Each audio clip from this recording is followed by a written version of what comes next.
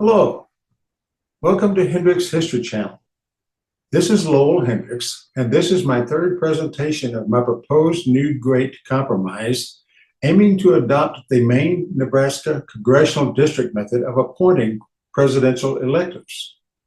We're going to do this via an interstate compact that aims to preserve constitutional integrity while removing the extra-constitutional inequities that arise under this system. Before we examine the 2024 election, remember that members of Congress represent a specific state or district and are directly elected in 50 distinct elections. The executives are chosen by the states through appointed electors with the same proportional representation that each state has in Congress. States now appoint the party-nominated slate of electors that wins a plurality of statewide popular votes. This system is extra-constitutional and gives rise to most of the usual objections concerning the Electoral College. The federal judiciary each receive lifetime appointments by the President of the United States with Senate approval. In the 2024 election, we see that the current system yielded 312 Republican electors from pluralities in 31 states and 220 Democrat electors in 20 states and the District of Columbia.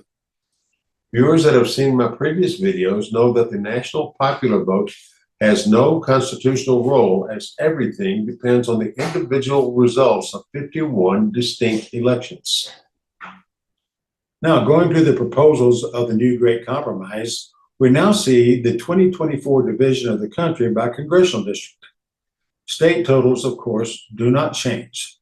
So every state assigns 2 electors analogous to their senators to the same party as the winner-take-all method.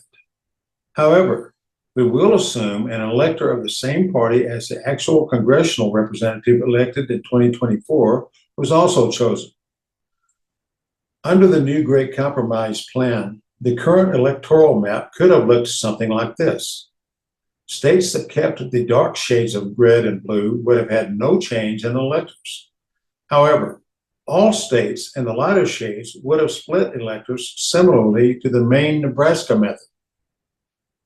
The 19 states with Democrat statewide pluralities would have still awarded 2 electors analogous to the senators for a subtotal of 38 electors. Then, Democrats winning House seats across the country would have added 218 electors, including 3 for the District of Columbia. This gives a total of 256 electors, a significant increase from the 226 chosen under the current system. The 31 Republican plurality states would have sent 62 electors to the Electoral College based on the statewide votes.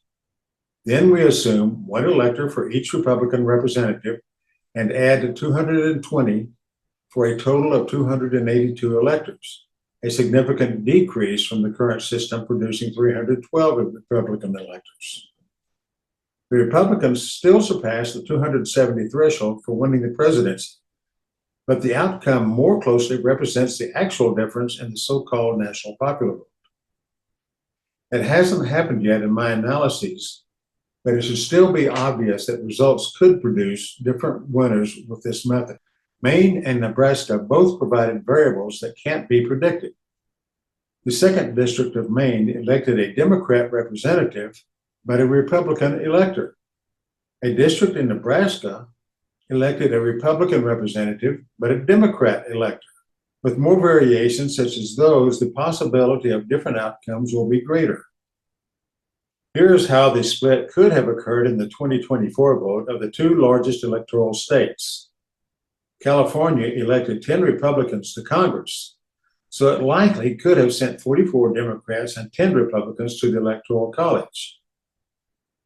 Texas could have likely sent 27 Republicans and 13 Democrats to the Electoral College.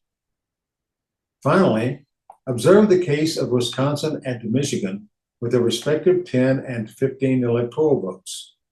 In the current system, Wisconsin appointed 10 Republican electors with a 0.8% margin win of 49.7%.